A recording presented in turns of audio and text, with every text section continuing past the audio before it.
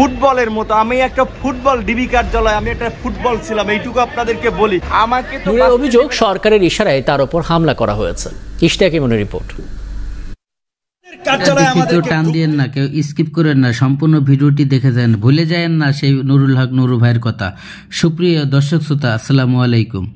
দেশে এবং প্রবাসে, দূরে এবং কাছে, যে যেখান থেকে আজকের এই ভিডিওগুলো দেখার জন্য প্লে করেছেন, সবাইকে আন্তরিক শুভেচ্ছা অভিনন্দন।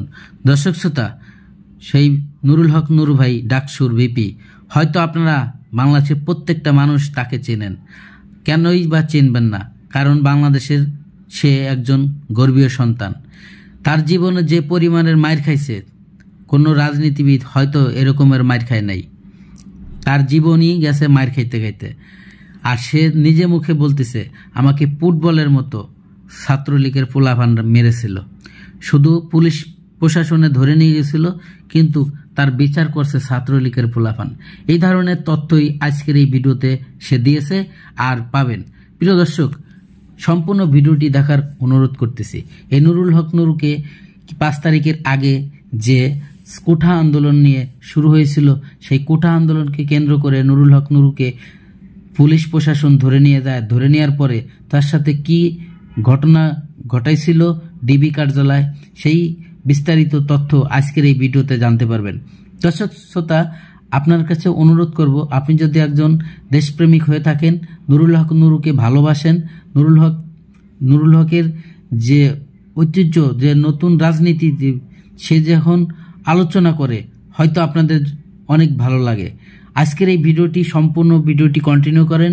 নুরুল হক নুরুর সাথে কি হয়েছিল এবং কেনই বা সেই 5 তারিখের আগে কোঠা আন্দোলনের মধ্যে তাকে টার্গেট করে ধরে নিয়ে যাওয়ার পরে তার সাথে কি কি করা হয়েছে এবং কি প্রতিশ্রুতি দেওয়া হয়েছিল এবং কত টাকা তাকে অফার করা হয়েছিল শুধুমাত্র এই আন্দোলনের থেকে সরে যেতে।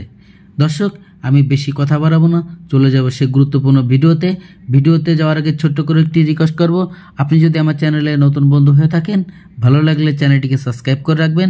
তো আমি বেশি কথা বাড়াবো না, চলুন সেই গুরুত্বপূর্ণ ভিডিওটি দেখে আসি। শরীর এই যে দাগ এখনো এই শুকায় নাই, এখনো শুকায় নাই। অনেকের কাছে মুসলেকা চায়, মুসলেকা যে বাইরে যেন রাজনীতি না করে। আর আমাকে বিশেষ করে, আমি কেন নির্বাচনে গেলাম না? 12 কোটি টাকা আমার অফার দিয়েছে, স্বরাষ্ট্রমন্ত্রী বাসায় নিয়ে গেছে।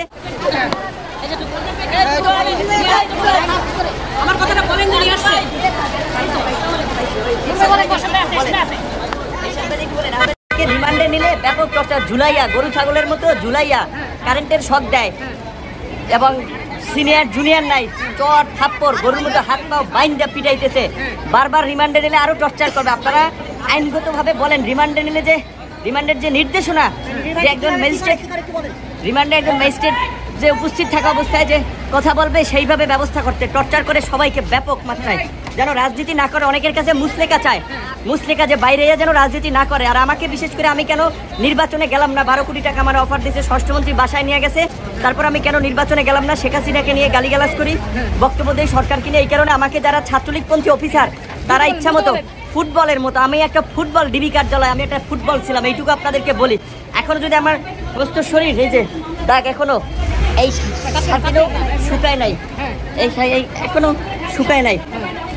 আপনারা একটু এইটা তো বলেন অন্তত, রিমান্ডে যে আমরা এই সরকারের পতন ছাড়া আমাদের বাঁচার এবং জাতির মুক্তির পথ নাই। সরকার পতন না হওয়া পর্যন্ত আমাকে তো বাঁচতে দিবেন, আমাকে বলছে পঙ্গু করে দেবে ইলিয়াস আলীর মতো। যদি আমি ওদের, আমাকে বলছে যে পঙ্গু করে দেবে, আমার মতো 2-1 নূর না থাকলে তাদের কিচ্ছু হবে না।